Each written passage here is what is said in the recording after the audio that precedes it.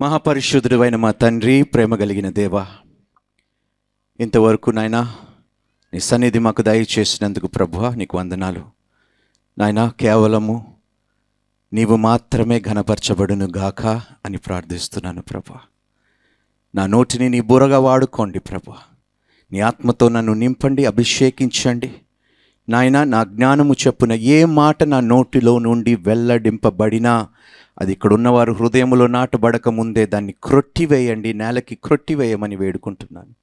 నీ యావత్తు చిత్తము జరిగించుకోండి ప్రభు. ఈ స్థలములో ఆసక్తితో కూడి వచ్చిన ప్రతి ఒక్కరు నీ వాక్యం వినటానికి వారిని బహుగా దీవించండి. నీ వాక్యము ఫలింపబట్టుకు వారి జీవితంలో కృపని దయచేయమని వేడుకుంటూ, ఏర్పాటు చేసిన ప్రతి ఒక్కరిని, సహాయపడిన ప్రతి ఒక్కరిని నూరంతులుగా ఆశీర్వదించి దీవించి ఆత్మీయంగా ఫలింపచేయమని యేసుక్రీస్తు పరిశుద్ధ నామములో ప్రార్థించి అడిగి వేడుకుంటున్నాను తండ్రి, ఆమెన్. హల్లెలూయా. రైట్, చాలా నీరసంగా చెప్తున్నారు తణుకు వాళ్ళు. హల్లెలూయా, హల్లెలూయా. రైట్, ఈరోజు రాత్రి ఎవరిని నిద్రపోనియాను. చూద్దాం ఎంత ఓపిక ఉందో మీకు. కొన్ని మాటలు మనం ధ్యానించుకుందాము. జీవితంలోని ప్రతిదానికి ఇప్పుడు ఈ కాలంలో ఏంటంటే ఒక రీప్లేస్మెంట్ ఉంది. ఒక వస్తువు పాతబడిపోతే ఇప్పుడు చాలాసార్లు ఏమంటే ఎక్స్చేంజ్ ఓల్డ్. ఇప్పుడు మీ కారు పాతబడిపోయింది అనుకోండి, ఏం చెప్తారు? మీ పాత కారుని తీసుకొని వస్తే దానికి తగిన వెల చెల్లించి కొత్త కారుని నేను మీకు ఇస్తాను. ప్రతి వస్తువుకి ఈరోజు ఒక రీప్లేస్మెంట్ అంటూ ఉన్నదండి. కానీ మన ఆత్మకు ఉన్నదా అనే ప్రశ్న ఈరోజు దేవుడు అడుగుతున్నాడు మిమ్మల్ని. అన్ని వస్తువులకి, ఈ భూలోకము మీద ఉన్న ప్రతి వస్తువుకి, మీ చేతిలో ఉన్న సెల్ ఫోన్కి కానీ, మీ ఇంట్లో ఉన్న ప్రతి వస్తువుకి కానీ, పాత సామాన్లు కొనే వాళ్ళు ఉంటారు కానీ, మరి భ్రష్టు పట్టే ఆత్మలకు రీప్లేస్మెంట్ ఉన్నదా లేదా? అమ్మా, ఇది చాలా జాగ్రత్తగా వినాలి. ఈ లోకంలో నీ ఆత్మకు ఒక గొప్ప రీప్లేస్మెంట్ చేయటానికే ఒక గొప్ప దేవుడు ఈ లోకంలో జన్మించాడు. ఆయననే యేసుక్రీస్తు ప్రభువారు. దేవునికి స్తోత్రము. మానవులు చేత చేసిన ఏ వస్తువునైనా రీప్లేస్ చేయగలుగుతారు కానీ వారు ప్రాణాత్మలను రీప్లేస్ చేయలేరండి. వారు ప్రాణాత్మలను ఎక్స్చేంజ్ చేయలేరు. కానీ నీ ఆత్మను నరకములో నుండి వెళ్ళకుండా, మరణము నువ్వు చూడకుండా ఎక్స్చేంజ్ చేయటానికి దేవుడు నూతనత్వాన్ని నీకు ఇయ్యటానికి, పాతదనమంతా ఆయన పుచ్చుకోవటానికి ఈరోజు ఈ లోకములోకి యేసుక్రీస్తు ప్రభువారు జన్మించారు. దేవునికి స్తోత్రం. ఎంత గొప్పవాడండి. సహజంగా పాడైపోయిన దానిని ఎవడు మంచి వెల చెల్లించి కొనడండి. ఏ మనిషి దగ్గరికి అయినా వెళ్ళండి, ఏ దుకాణం దగ్గరికైనా వెళ్ళండి, ఏ కొట్టు దగ్గరికైనా వెళ్ళండి, మీ దగ్గర పాతబడిన వస్తువుకి కొత్త వస్తువులాగా వెల చెల్లించమని అడగండి. నవ్వుతారు మిమ్మల్ని చూచి. నీకేమైనా పిచ్చి పట్టిందా అంటారు. కానీ ఈరోజు మన రక్షకుడైన యేసుక్రీస్తు ప్రభు అన్నాడు, నువ్వు ఏ స్థితిలో ఉన్నా నాకు పర్వాలేదు, నువ్వు ఎలాంటి పరిస్థితుల్లో బ్రతుకుతున్నావో నాకు అనవసరం.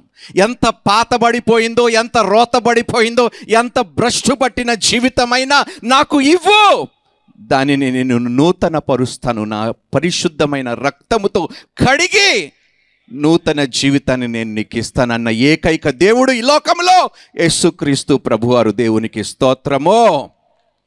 పాతబడిన దానికి ఏ ఒక్కరు ఇష్టపడరండి వెల చెల్లించటానికి. కానీ గొప్ప క్రయాధనము తన రక్తాన్ని, పరిశుద్ధమైన అమూల్యమైన రక్తాన్ని ఈ లోకానికి చిందించటానికి, ప్రోక్షించటానికి నా యేసయ్య, నా ప్రియుడు జన్మించాడు ఈ లోకంలో. మనలాంటి పాపిష్టి వారిని ఎవరు రక్షించగలుగుతారండి? అందుకనే నేను చాలా సంతోషిస్తాను. ఈ క్రిస్మస్ కాలం వచ్చిందంటే చాలా ఆనందం కలుగుతుంది. సహజంగా క్రిస్మస్ పండుగ సమయంలో మీరు బహుమానాలు ఇచ్చుకోరా? ఇచ్చుకుంటారా చెప్పండి? అరే మాట్లాడండి అబ్బా. ఒకరికొకరు ఇచ్చిపుచ్చుకుంటారా బహుమానాలు?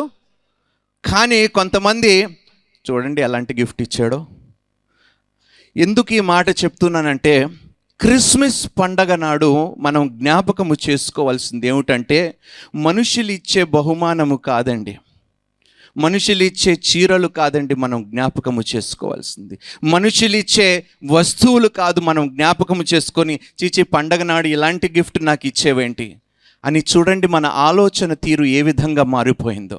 మనం జ్ఞాపకము చేసుకోవాల్సింది ఏమిటంటే, ఈ లోకములో ఎవ్వరికి పొందని బహుమానము దేవుడు నాకు ఇచ్చినందుకు ఈ లోకములో నా అంత ధన్యుడు ధన్యురాలు మరి ఎవ్వరు లేరు అని సంతోషించాలే కానీ చిచి ఇలాంటి బహుమానం పండగ రోజు నాకు ఇచ్చారేంటని బాధపడకూడదండి. చాలామంది ఈరోజు చూస్తున్నాను మొహాల్లో చాలా నీరసంగా ఉన్నారండి. నీరసంగా ఉన్నారా లేదా? లేరా? రైట్, చూద్దామండి మీరు ఎంత హుషారుగా ఉన్నారో చూద్దాం. వాక్యంలోకి వెళ్దామండి. కొన్ని మాటలు మనం ధ్యానించుకుందాం.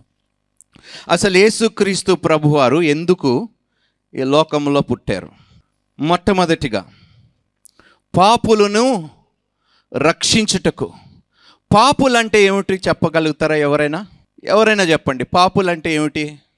బైబిల్ చెప్తుందండి, ఆది కాండములోని 6వ అధ్యాయంలో ఒక మాట అంటాడండి, మనుష్యులు ఆలోచనలు, ఊహలు, తలంపులు యావత్తు వారి హృదయములో చెడ్డవై ఉన్నాయంట.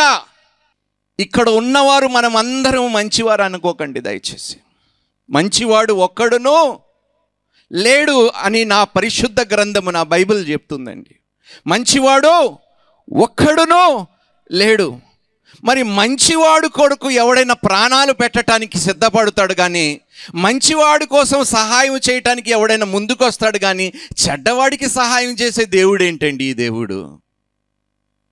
భ్రష్టుబట్టిన చెడు ఆలోచనలు, అవినీతితనముతో నిండిపోయిన ఆలోచనలతో, వ్యభిచారముతో కూడిన జీవితాలని ఏ విధంగా చూసినా కూడా మనుషులు ప్రతి ఊహ అంట. 6వ అధ్యాయంలో ఒక మాట చదువుదామండి ఒకసారి, ఆది కాండములోని చాలా చక్కటి మాట అంటాడండి. 6వ అధ్యాయంలో 6వ అధ్యాయం 5వ వచనం తెలుగులో చదవండి దయచేసి. మైక్లో ఎవరైనా చదవగలిగితే సంతోషిస్తా. నరుల చెడుతనము ఏమిటంట? భూమి మీద గొప్పదనియు. ఆ రోజుకి ఈ రోజుకి తేడా ఏమీ లేదండి. వారి హృదయం అంటే మన హృదయము యొక్క తలంపులలోని ఊహ అంతయు మనుషులు ఆలోచించేదంత స్వార్థముతో కూడిన ఆలోచనలు. ఎల్లప్పుడూ కేవలం ఒక్క క్షణము బహుశా ఒక మనుషుడు మంచి ఆలోచనలు కలిగి ఉంటాడేమో కానీ, దినమంతయు వాడు హృదయములో వాడు ఊహలు, వాడు తలంపులు అంతయు చెడ్డవేనంట. అన్నీ తెలిసి కూడా అలాంటి మనుషుల్ని రక్షించటానికి పరలోకములుండి తన మహిమను విడిచిపెట్టి నా దేవుడైన యేసుక్రీస్తు ప్రభువు ఈ లోకానికి వచ్చినందుకు ఎంతగానో సంతోషిస్తున్నాను. దేవునికి స్తోత్రము, హల్లెలూయా. వీడు చెడ్డవాడు, 24 గంటలు చెడుతనముతోనే నిండిపోయింది. వాడు ఊహ, వాడు ఆలోచన, వాడు తలంపు యావత్తు చెడ్డవై అని తెలిసి కూడా నా కోసం పుట్టడానికి వచ్చాడండి ఆ గొప్ప దేవుడు. నిజంగా ఇలాంటి దేవుడు నా కోసం పుట్టినందుకు ఈ భూలోకములో ఎంత స్తుతించినా, ఎంత ఆరాధించినా, ఎంత కీర్తించినా, ఎంత గోజాడినా, ఎంత వేడుకున్నా కూడా ఆ దేవునికి తక్కువనేనండి. నాలాంటి పాపిష్టివాడు, మనలాంటి పాపిష్టి వాళ్ళ కోసము పుట్టడానికి సిద్ధపడ్డాడే. నిజంగా ఎంత గొప్ప దేవుడై ఉండాలండి ఆ దేవుడు. అందుకని చాలా సంతోషిస్తూ ఉంటాను ఈ క్రిస్మస్ కాలములో. ప్రతి ఒక్కరికి ఆసక్తి కలిగి నేను చెప్పాలి, ఈ లోకానికి తెలియపరచాలి యేసుక్రీస్తు ప్రభువారు ఎంత గొప్పవారో. ఇలాంటి దేవుడు ఈ లోకానికి దొరకటము ఎంతో ధన్యత. కానీ ఎంతో మంది ఈ ధన్యతను విడిచిపెట్టడానికి సిద్ధంగా ఉన్నారంటే చాలా బాధ కలుగుతుందండి. ఇలాంటి దేవుణ్ణి తిరస్కరిస్తూ ఉంటే చాలా బాధ కలుగుతూ ఉంటుందండి.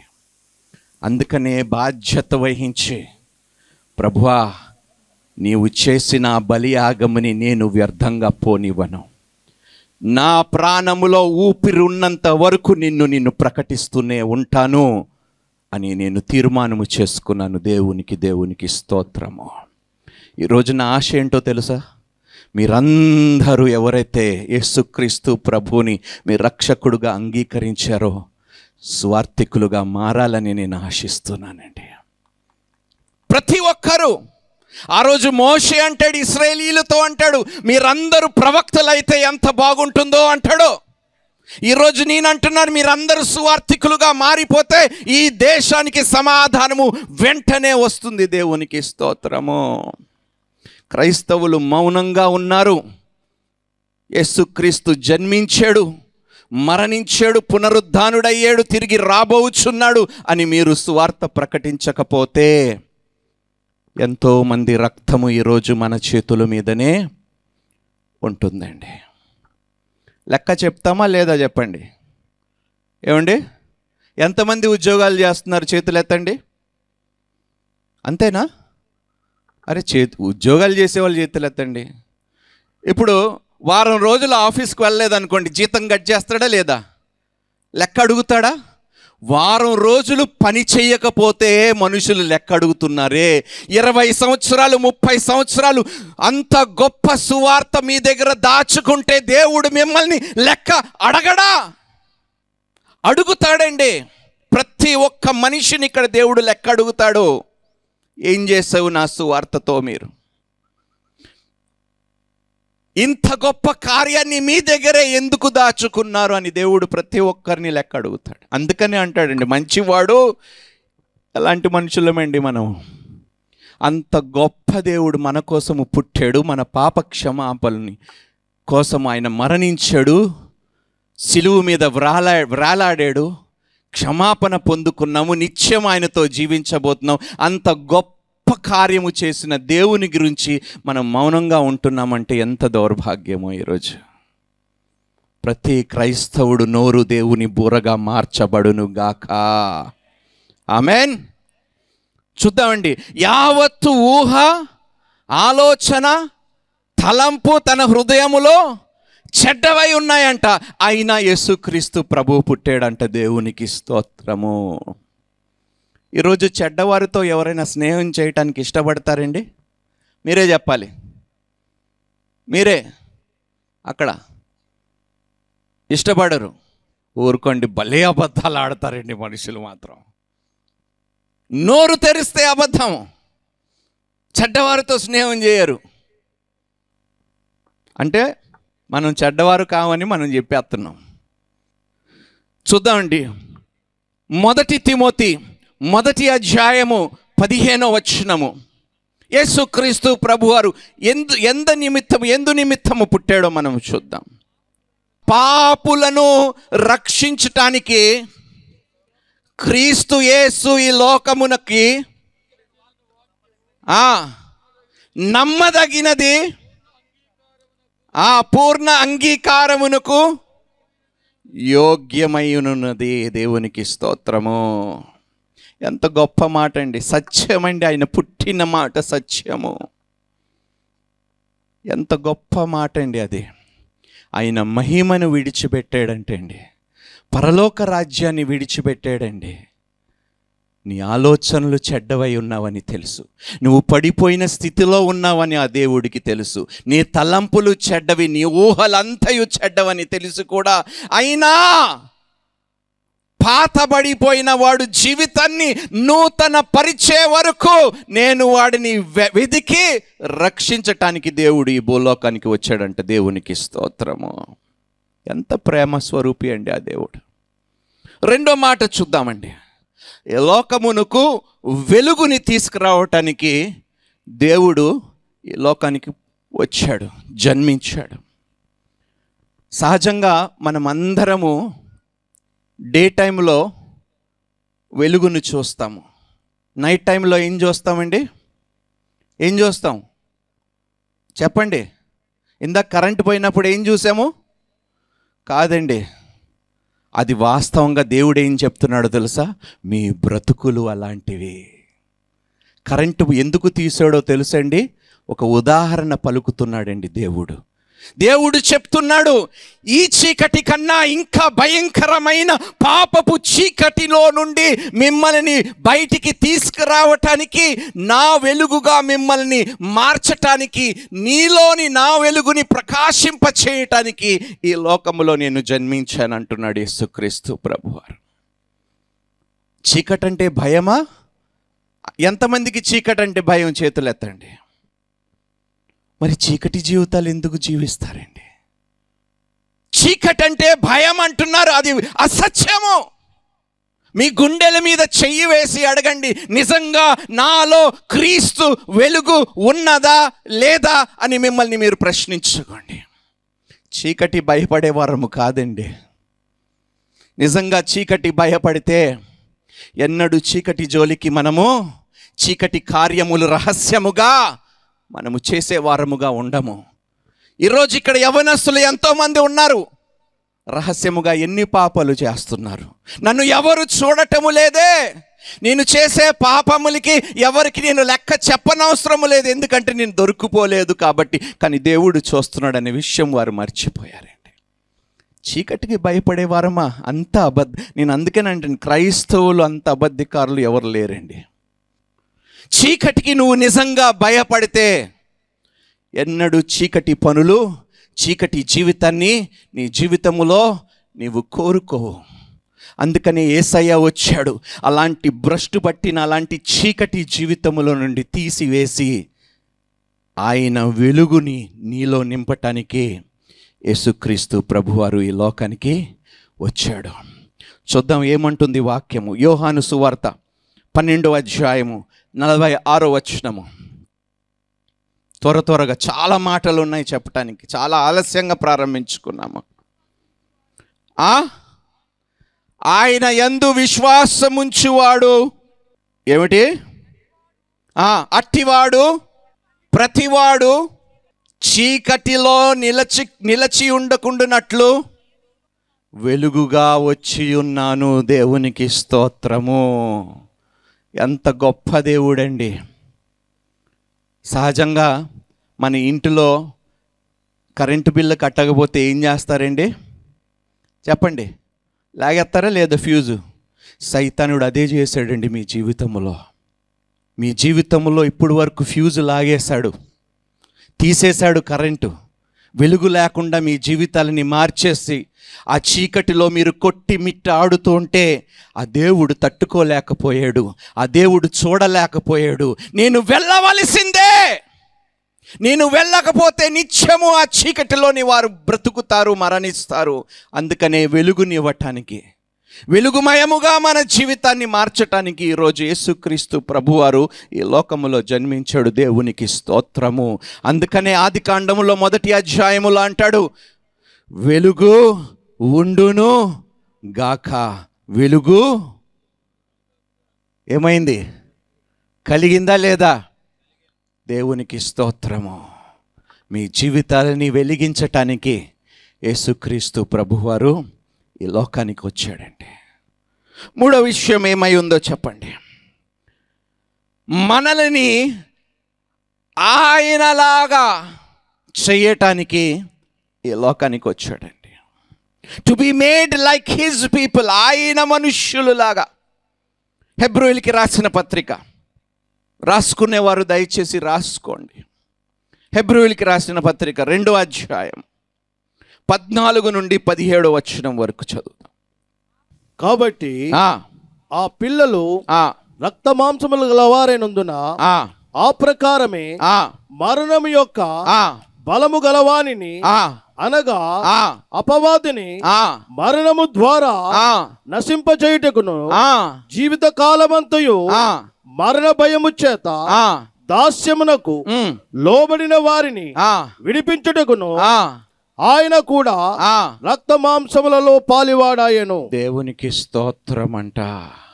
ఎంత గొప్ప దేవుడండి. రక్తమాంసముల వలె ఆయన కూడా వచ్చాడు. వచ్చి ఏం చేయటానికి వచ్చాడో తెలుసా? ఆయనలాగా తిరిగి మనల్ని మార్చడానికి ఈ లోకానికి వచ్చాడంటే దేవుడు. దేవునికి స్తోత్రం.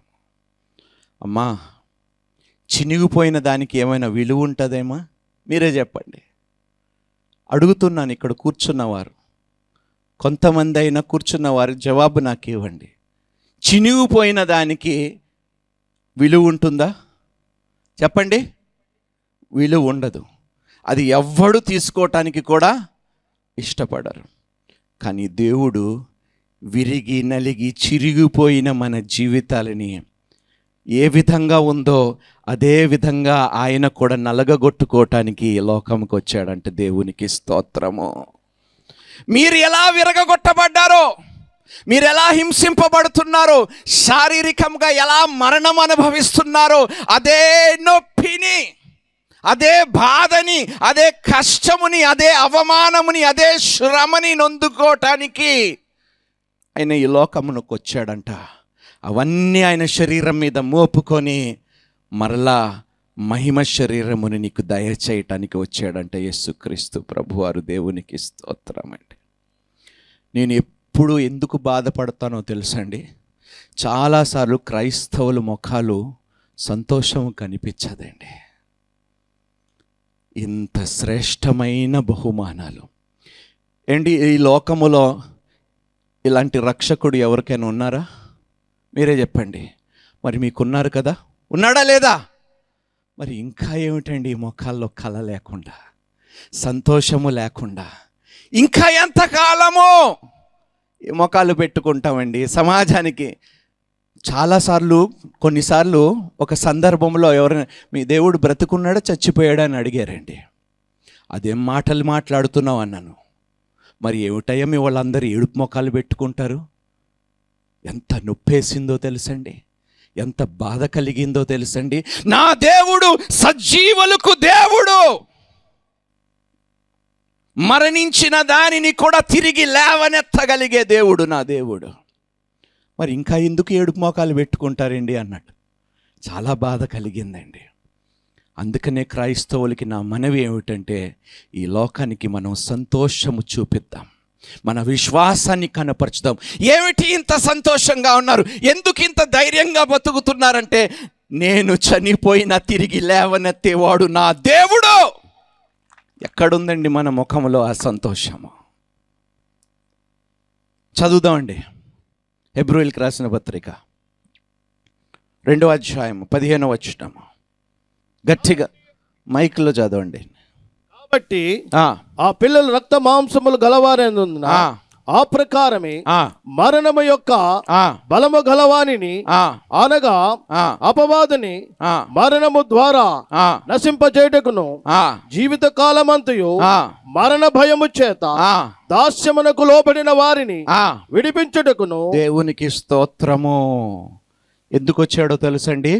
దాస్యములో నుండి, బానిసత్వములో నుండి మనల్ని విడిపించటానికి యేసయ్య లోకానికి వచ్చాడు. చాలామందికి తెలియదండి బానిసలుగా బ్రతుకుతున్నారని. పాపం అనే బానిసత్వములో బ్రతుకుతున్నారు చాలామంది ఈరోజు. దేవుడు చెప్తున్నాడు, అన్నిటి నుండి నేను మిమ్మల్ని విడిపించి మిమ్మల్ని స్వతంత్రులుగా చేయటానికి ఈ లోకంలోకి నేను జన్మించాను. దేవునికి స్తోత్రము. కుమారుడు ఎవడినైతే స్వతంత్రుగా చేస్తాడో వాడు స్వతంత్రుడుగా ఉంటాడంట. దేవునికి స్తోత్రము. బానిసత్వములో నుండి మనల్ని విడిపించటానికి, నిత్య జీవమును మనకు కలుగజేయటానికి యోహాను సువార్త 6వ అధ్యాయము 51వ వచనము. పరలోకము నుండి దిగి వచ్చిన జీవాహారమును నేనే. ఎవడైనను ఈ ఆహారము భుజించితే వాడెల్లప్పుడూ జీవించును. ఏమండి, బల్లారాధనలో మీరు అందరు పాల్గొంటున్నారా లేదా? ఎంతమంది బల్లారాధనలో పాల్గొన్నారండి? అయినా మోకాల్లో కలలేదండి, అయినా ఏడుపు మోకాలే. ఈ జీవాహారమును ఎవడైతే తింటాడో, ఏమని రాయబడ్డదండి? మరలా చదవండి ఆ వచనము. పరలోకము నుండి దిగి వచ్చిన జీవాహారమును నేనే. ఎవడైనను ఈ ఆహారము భుజించితే ఎల్లప్పుడూ, దేవునికి స్తోత్రము, వాడు ఎల్లప్పుడూ జీవించును. హల్లెలూయా.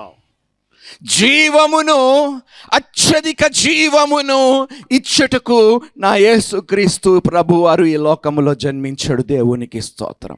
అందుకనే బాధపడుతూ ఉంటాను. ఏడుపు మోకాలు పెట్టడం మానేయండి. ఒకరోజు హైదరాబాదులో ఒక సంఘానికి నన్ను బోధ చేయటానికి పిలిచినప్పుడు ఒక ఆవిడ పెడబబులు పెడుతుందండి, కేకలేసేస్తుంది, ఏదో కంపలు మునిగిపోయినట్టే. అందరూ డిస్టర్బ్ అయిపోతున్నారు.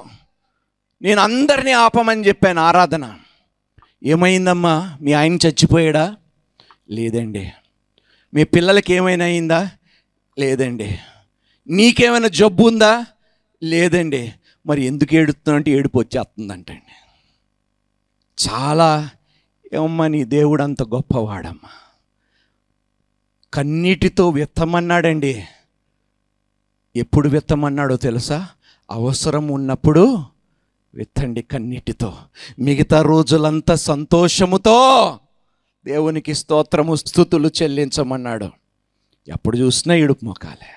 ఎంత గొప్ప మాట. ఎవడైతే ఈ ఆహారమును భుజించితే వాడు ఎల్లప్పుడూ, అమ్మా ఇక్కడ ప్రతి ఒక్కరు బల్లలో పాల్గొన్న వారు నిత్య జీవము పొందుకున్న వారై ఉన్నారు. దేవునికి స్తోత్రము. నేను ఇంకొక మాట చెప్తానండి. సహజం మీలో ఎవరైనా ఉన్నారమ్మా, నా బ్రతుకు వేస్ట్, నేను బ్రతికి ఉండటం అనవసరము, నేను బ్రతికి ఉండటం వలన లాభము లేదు, బ్రతికుండి సాధించగలిగినది ఏమైనా ఉన్నదా అని ఎవడైనా అలాంటి ఆలోచన కలుగుంటే ఈరోజు వినండి ఈ మాట. నీ ప్రాణము, నీ ఆత్మ ఎంత విలువైనదో నీకు తెలియకపోవచ్చు, కానీ దేవుడికి తెలుసు. కాబట్టి నీ ప్రాణముని, నీ ఆత్మను కాపాడటానికి తన ప్రాణాత్మను బలియాగముగా పెట్టాడండి. దేవునికి స్తోత్రము. నీవు చాలా విలువైన దానివి, విలువైన వాడివి అని నీకు తెలియటానికి, గుర్తించటానికి దేవుడు ఈ లోకంలోకి వచ్చాడు. సైతానుడు చెప్తాడు నీకు, నువ్వు ఎందుకు పనికి రావు, నీ వల్ల ఏమీ కాదు, చచ్చిపో చచ్చిపో అని ఎవరు చెప్తారో తెలుసా? సైతానుడు చెప్తాడు. నీ ప్రాణం ఎవరికి కావాలంట? సైతానుడికి కూడా కావాలంట. నీ ప్రాణం ఎవరికి కావాలంట? దేవునికి కూడా కావాలంట. రెండు శక్తులు నీ ప్రాణం వెంట పడుతున్నారంటే ఎంత విలువైన దానివో, ఎంత విలువైన వాడివో ఒక్కసారి నువ్వు గ్రహించమ్మ. దేవునికి స్తోత్రము. మోసపోకండి.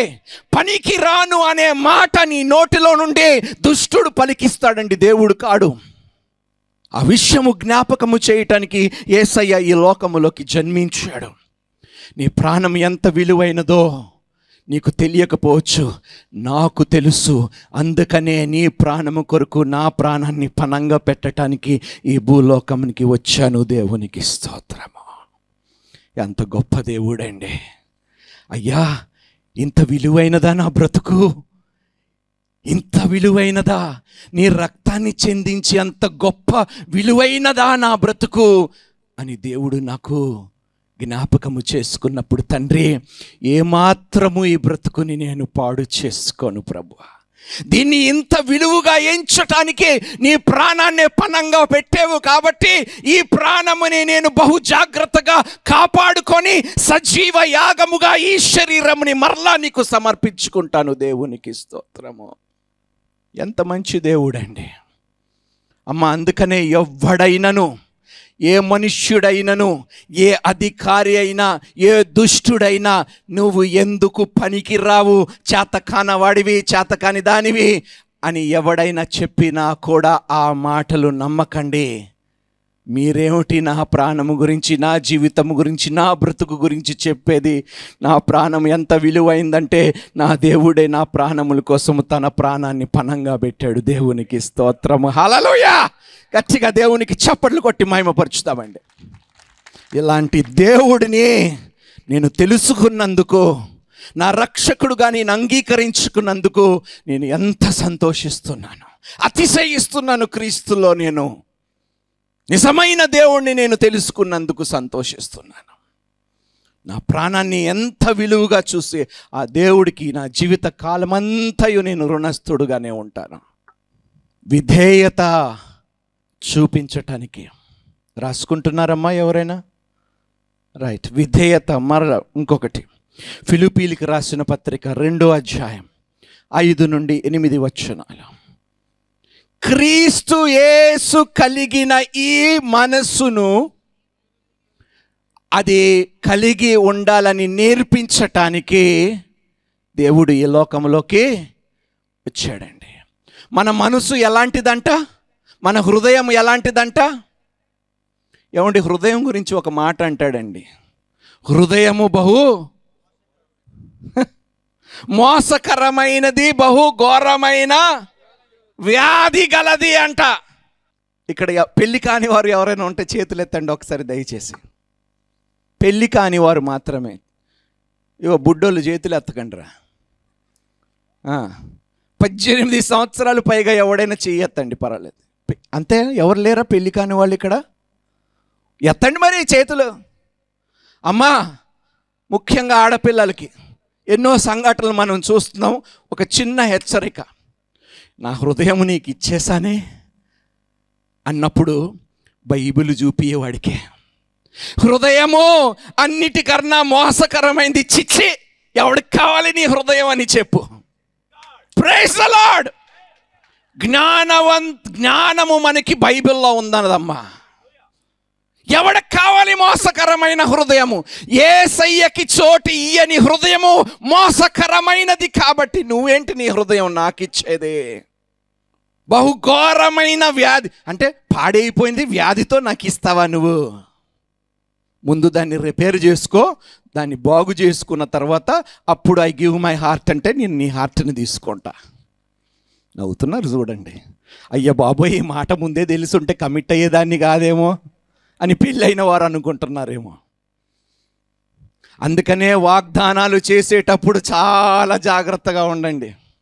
శ్రమ ఎందంటాడు, బాధ ఎందంటాడు, దుఃఖం ఎందంటాడు, లేమి, కలిమి, వ్యాధి, ఇంకా ఆరోగ్యము, మరణము నన్ను వేరు చేసేదాకంట. ఊరుకోండి, నీ హృదయం అంతా మోసకరమైనదే అని గ్రహించి కూడా ఆ హృదయాన్ని బాగు చేయటానికి నా యేసయ్య ఈ లోకానికి వచ్చాడు. దేవునికి స్తోత్రము, హల్లెలూయా.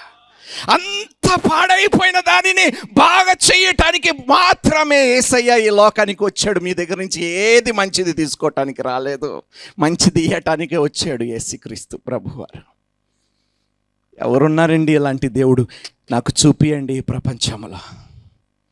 ఎంత గొప్ప దేవుడండి. ఇలాంటి దేవుణ్ణి, అలాంటి గొప్ప దేవుని నామాన్ని నేను ఉచ్చరించే కృపని దేవుడు నాకు ఇచ్చాడంటే ఆ ధన్యత నాకు చాలండి. దేవునికి స్తోత్రము. చదవండి. దేవునితో సమానముగా ఉండుట విడిచిపెట్టకూడదని భాగ్యమని ఎంచుకొనలేదంట. కానీ మనుషుల పోలికగా పుట్టి, చిచ్చి, దేవునితో సమానంగా ఉన్నవాడు మనుషులు పోలికని ఎంచుకోవటానికి వచ్చాడంట అండి. ఎంత గొప్ప దేవుడండి.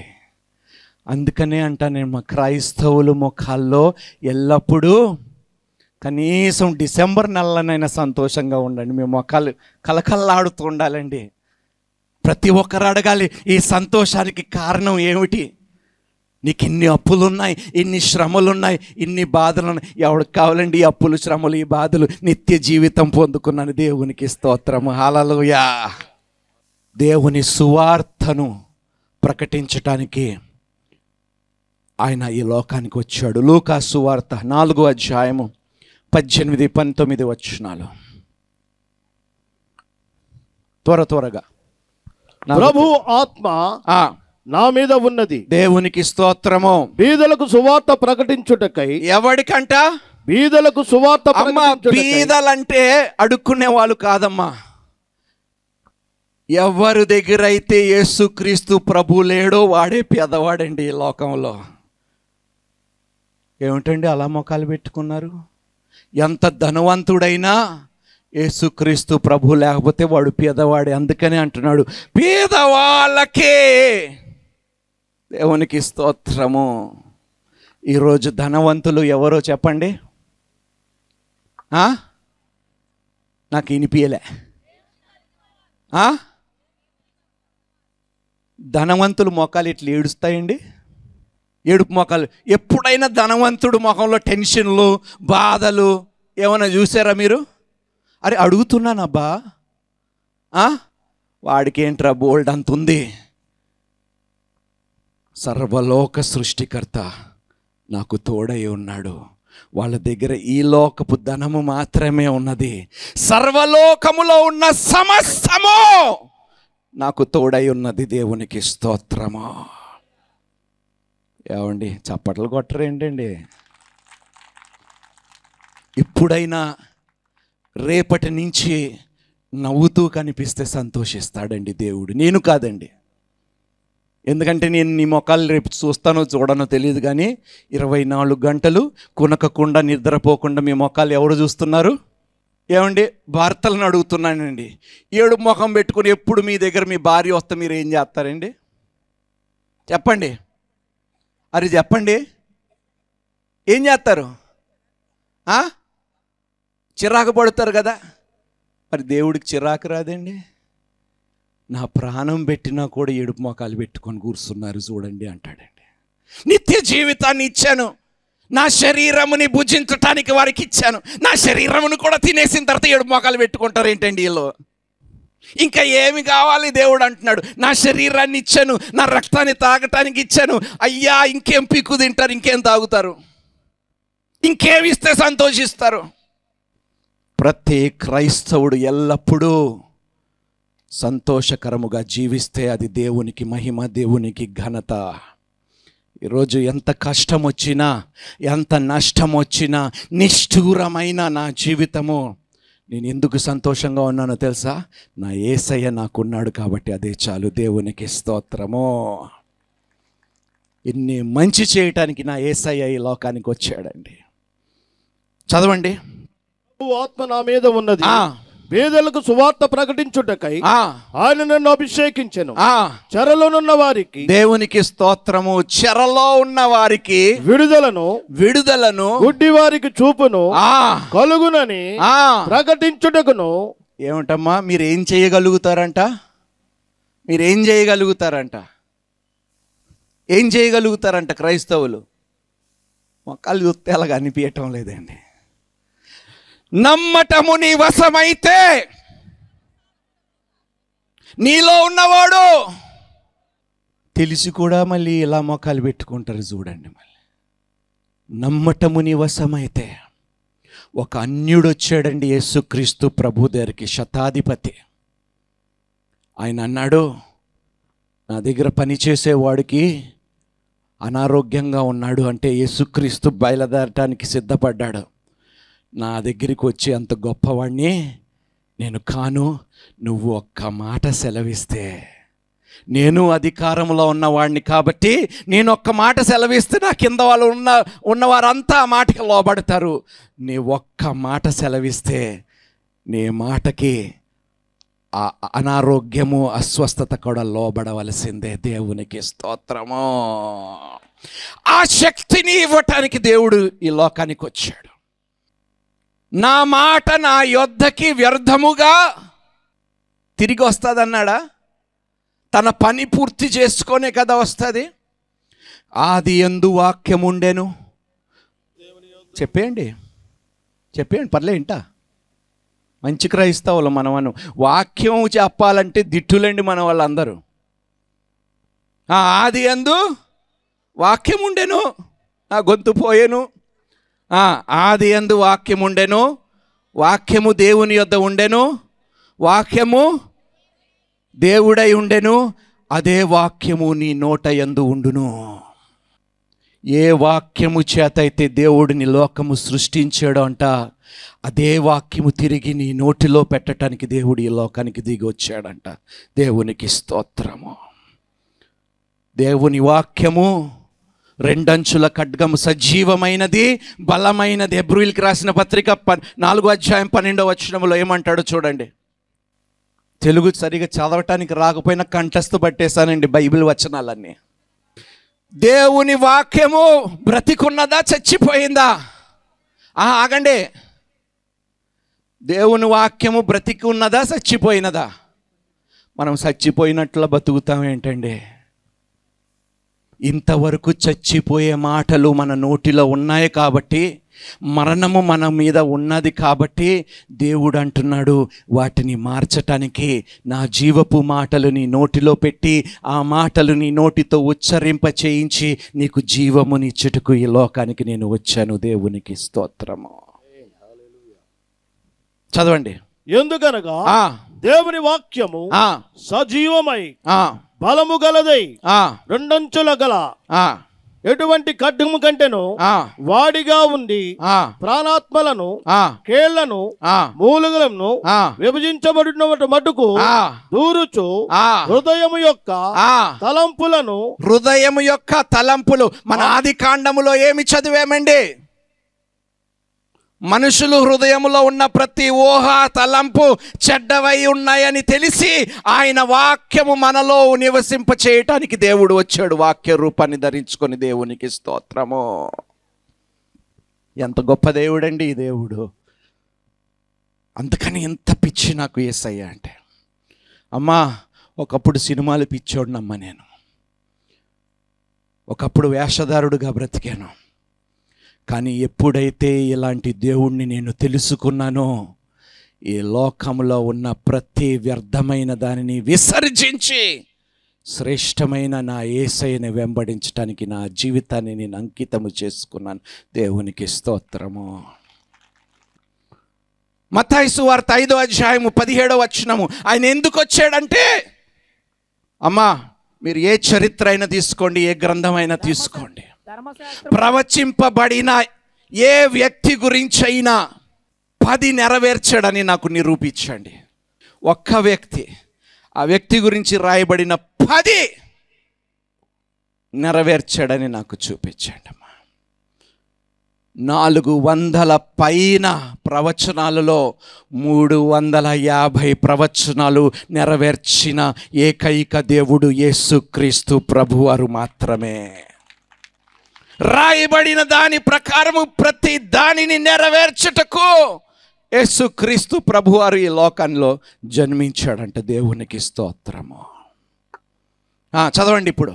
ధర్మశాస్త్రములైనను ప్రవక్తల వచనములైనను కొట్టివేయడం వచ్చితనని తలంచవచ్చు, నెరవేర్చుటకే గాని కొట్టివేయటకు నేను రాలేదు. ఎంత గొప్ప దేవుడు తెలుసా? సిలువు మీద అన్నాడు, ఇది సమాప్తం అన్నాడు. దేవునికి స్తోత్రము. నీ కోసము నా కోసము సమస్తము నెరవేర్చటానికే యేసయ్య ఈ లోకములో పుట్టాడండి. ఎంత గొప్ప దేవుడండి. నువ్వు చెయ్యలేనిది నీ నిమిత్తము ఆయన చేయటానికి ఈ లోకంలోకి పుట్టాడంట దేవుడు. దేవునికి స్తోత్రం. ఇంకా చాలా ఉంది, 11 అవుతుంది, సమయము తక్కువగా ఉంది కాబట్టి యోహాను 3వ అధ్యాయము 16వ వచనం అందరికీ తెలిసిందే. చదవండి, చెప్పండి. దేవుడు ఈ లోకమును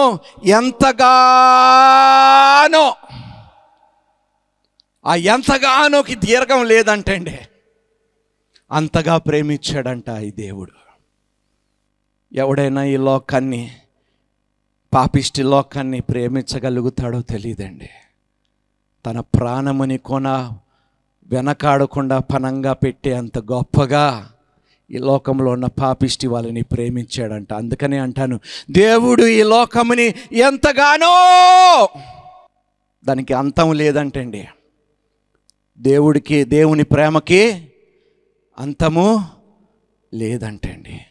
అమ్మా, నీ భర్త నిన్ను ప్రేమించకపోవచ్చు, నీ భార్య నిన్ను ప్రేమించకపోవచ్చు, సమాజము నిన్ను గౌరవించకపోవచ్చు, నీ బంధువులు నిన్ను వెలివేయవచ్చు, ఎక్కడ కూడా నీకు పరువు మర్యాద దక్కకపోయినా నా దేవుడు ఏమంటున్నాడు తెలుసా?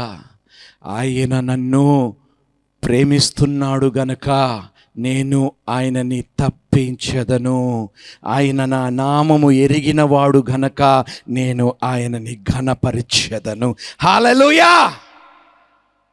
నీకు ఎవ్వరు ఘనతనివ్వకపోయినా, ఎవ్వరు ప్రేమనివ్వకపోయినా, ఎంతమంది నీ మీద తిరుగుబాటు చేసిన దేవుడు అంటున్నాడు, ఈ లోకంలో నేను నీకు వచ్చాను నిన్ను ఆదుకోవటానికి, నీకు కీర్తి ఘనత ఖ్యాతి పేరుని తిరిగి నా కుమారుడుగా, నా కుమార్తెగా నీకు పేరు ఇవ్వటానికి ఈ లోకానికి నేను వచ్చాను. దేవునికి స్తోత్రము. ఎంత మంచి దేవుడండి. చివరిగా లూకా సువార్త 19వ అధ్యాయం 5వ వచనము. యేసు ఆ చోటికి వచ్చినప్పుడు కనులెత్తి చూసి, జక్కయ్య త్వరగా దిగుము, నేడు నేను ఈ ఇంట ఉండవలసినదని అతనితో చెప్పగా అతడు త్వరగా దిగి సంతోషముతో ఆయనను చేర్చుకొనెను. అమ్మా, యేసయ్య వచ్చేసాడు మీ ఇంటికి. దేవునికి స్తోత్రము. చాలామంది దేవుణ్ణి వెతకటానికి ఎక్కడికి వెళ్తారో తెలుసా? ఎక్కడికి వెళ్తారండి? కొండలపైకి వెళ్తారేంటండి. కానీ మన దేవుడు కొండలు దిగి నీ ఇంటికి వచ్చాడంట, నిన్ను ఆదుకోవటానికి. దేవునికి స్తోత్రము. నువ్వు రానవసరము లేదా దగ్గరికి, నేనే నీ యొద్దకి వస్తాను. వచ్చాడండి. వచ్చాడా లేదా? ఏమండి, వచ్చాడా లేదా? మరి నవ్వుతూ చెప్పండి, వచ్చాడు యేసయ్య. దేవునికి బామ్మ వాయిస్ మాత్రమే వినిపిస్తుంది నాకు. ఒక్క పూట తినకపోతే ఏమవ్వదండి. నాకు యోహాను సువార్తనే గుర్తుకొస్తుంది. తిండంటే 6వ అధ్యాయము 26వ వచనము నుండి, అంత తిండి నా దగ్గరికి ఎందుకు వచ్చారో నాకు బాగా తెలుసు అంటాడు. ఎఫీషులకు రాసిన పత్రిక 2వ అధ్యాయము 14 నుండి 19వ వచనము. ఆయన మన సమాధానమై ఉండి మీకును మాకును ఉండిన ద్వేషమును అనగా విధి రూపకమైన ఆజ్ఞలు గల ధర్మశాస్త్రమును తన శరీరమందు కొట్టివేయటం చేత మధ్య గోడను నీకు వ్యతిరేకముగా రూపింపబడిన ప్రతి దానిని పడగొట్టటానికంట, నిర్మూలము చేయటానికంట యేసయ్య నీ దగ్గరకు వచ్చాడంట. దేవునికి స్తోత్రము. అందుకని యెషయా గ్రంథములో అంటాడు, నీకు వ్యతిరేకముగా రూపింపబడిన ఏ ఆయుధమో, ఎందుకో తెలుసా? దేవుడు నీ పక్షం ఉన్నాడు కాబట్టి. అందుకనే వచ్చాడండి. సైతానుడు విసిరే ప్రతి బాణముని అడ్డుకోవటానికి, వాడు కట్టిన ప్రతి అడ్డగోడ, ప్రతి ఎర్రికో గోడని కూల్చివేయటానికి నీ జీవితంలోకి యేసయ్య వచ్చాడు, జన్మించాడు. దేవునికి స్తోత్రము. ఇన్ని చేసిన దేవుడు మన ముఖములో సంతోషము లేదు. చివరిగా ముగిచ్చేస్తున్నాను. నిన్ను రాజైన యాజకుడుగా మార్చటానికి యేసుక్రీస్తు ప్రభువారు ఈ లోకమునికి వచ్చాడు. ఆయన మహిమని కనపరచటానికి ఈ లోకానికి వచ్చాడు. 1 పేతురు 2వ అధ్యాయము 9-10 వచనాలు. మనం ఇంతకుముందు పాత నిబంధనలను చదివినప్పుడు అంతా బానిసత్వం, చెరసాలు బంధకము. కానీ యేసయ్య క్రొత్త నిబంధనలోని పుట్టిన తర్వాత, యేసు జన్మించిన తర్వాత యేసయ్య అంటున్నాడు, అయితే మీరు చీకటిలో నుండి ఆశ్చర్యకరమైన తన వెలుగులోనికి మిమ్మల్ని పిలిచిన, తన వెలుగులోకి మిమ్మల్ని పిలవటానికి వచ్చాడు. ఆయన గుణాతి అతిశయములు ప్రచురము చేయి నిమిత్తము ఏర్పరపరిచిన వంశమును. మీరు ఎవరంట? ఏర్పరచబడిన వంశముగా మిమ్మల్ని చేసుకోవటానికి ఈ లోకము మిమ్మల్ని తృణీకరించిందంట. ఈ లోకం మిమ్మల్ని వెలివేసిందంట. దిక్కులేని వారు, దరిద్రులుగా మీరు బ్రతుకుతున్నారు, అనాథులుగా మీరు బ్రతుకుతున్నారంటే యేసయ్య జ్ఞాపకము చేసుకొని ఆయన జనులుగా చేయటానికి ఆయన ఈ లోకానికి వచ్చాడంటే దేవునికి స్తోత్రము. చదవండి. ఏర్పరచబడిన వంశమును, రాజులైన యాజక సమూహమును, పరిశుద్ధమును, పరిశుద్ధ జనమును, దేవుని సొత్తైన ప్రజలై ఉన్నారు. దేవునికి స్తోత్రము. రాజులైన యాజకులుగా, ఆయన సొత్తైన ప్రజలుగా చేసుకోవటానికి యేసుక్రీస్తు ప్రభువారు మనలాంటి పాపిష్టి వాళ్ళని వెతుకుకుంటూ వచ్చాడంట. దేవునికి స్తోత్రము. నశించిపోతున్న దానిని వెదికి రక్షించుటకై. అమ్మా, ఎంత రక్షణ ఇచ్చాడంటే వెల చెల్లించలేనమ్మా. నిత్య జీవితముతో పాటు, రాజరికముతో పాటు, యాజకత్వముతో పాటు ఆయన ప్రక్కన కూర్చునే కృపని కూడా ఆయన నాకు ఇచ్చాడంట. దేవునికి స్తోత్రము. ఈ రోజు నుండి మాట ఇవ్వండి దేవునికి. ఈరోజు మాట ఇద్దాము అందరము దేవునికి. అందరము లేచి నిలబడదాము. లేచి నిలబడదాం. ప్రభువా, నాకు క్రిస్మస్ బహుమానాలు ఏమీ రాలేదు ప్రభువా. శాంటా క్లాస్ నాకు ఏమి ఇవ్వలేదు ప్రభువా. పిల్లలు అంటూ ఉంటారు, మా నాన్న మా అమ్మ నాకేమి ఇవ్వలేదు అన్నప్పుడు చెప్పండి, నేను ఇచ్చే స్థితిలో లేకపోయినా పరలోకములో నీ తండ్రి జ్ఞాపకము చేసుకొని నేను ఇవ్వగలిగిన దానికన్నా గొప్ప బహుమానము యేసయ్య అనే బహుమానము నీకు ఇచ్చాడు, దానితో నువ్వు సంతృప్తి పడు అని నేర్పించండి నీ పిల్లలకి. రెండు చేతులు ఎత్తి ప్రార్థన చేసుకుందాం. మహాపరిశుద్ధుడైన మా తండ్రి, మా ప్రియ పరలోపు తండ్రి, సజీవులకి దేవుడైన గొప్ప దేవా, ఆకాశమును మహా ఆకాశములు సృష్టించిన నాయన గొప్ప తండ్రి, నీ బంగారు పాదములకు స్తుతులు స్తోత్రాలు చెల్లిస్తున్నాము నాయన తండ్రి. ఇంతకాలము నాయన నా దగ్గర ఏమీ లేదు అని నాయన నేను దుఃఖపడుతున్నాను ప్రభువా. కానీ ఈరోజు నువ్వు నాతో మాట్లాడేవని నేను నమ్ముతున్నాను తండ్రి. నాయనా, నీవే నా కొరకు సమర్పించుకున్నావు తండ్రి. నీ శరీరాన్ని నాకు ఇచ్చావు, నీ రక్తాన్ని ఇచ్చావు, పరలోక రాజ్యమునిచ్చావు, నిత్య జీవమునిచ్చావు నాయనా. ఏ మనుషుడు కట్టని పురమును నీ చేతులతో కట్టి నాకు ఇచ్చావు తండ్రి. నీ ఆత్మను నాకు ఇచ్చావు వెళుతూ వెళుతూ ప్రభువా. నీవు చేసిన వంటి క్రియలు కన్నా గొప్ప క్రియలు చేయుటకు నీ పరిశుద్ధ ఆత్మను ఇచ్చావు నాయన తండ్రి. ఈ లోకాన్ని తల క్రిందలు చేసే దానిగా వాడిగా నీ శక్తిని, నీ అభిషేకమును నాకు బహుమానముగా ఇచ్చావు తండ్రి. ఏమిచ్చి నీ రుణాన్ని చెల్లించుకోగలుగుతాను? నువ్వు ఇచ్చిన ఇన్ని బహుమానాల ముందు ఈ లోకము నాకు బహుమానం ఇచ్చిన, నా బంధువులు నాకు బహుమానం ఇచ్చిన, నా భార్య నన్ను జ్ఞాపకము చేసుకున్నా, నా భర్త నన్ను జ్ఞాపకము చేసుకున్న, బహుమానం ఇచ్చినా ఇవ్వకపోయినా పర్వాలేదు ప్రభువా. నువ్వు ఇచ్చిన శ్రేష్టమైన బహుమానాలు, శ్రేష్టమైన ఫలము, శ్రేష్టమైన వరాలు చాలు నాయనా తండ్రి.